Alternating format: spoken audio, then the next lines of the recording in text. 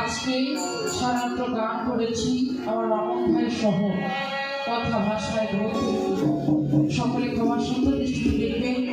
আর হালিম চাঁদের একটি গান দিয়ে আমি আজকের আসনটুকু শেষ করব। সকলের প্রতি আমার আবারও সবার শ্রদ্ধা থাকবে।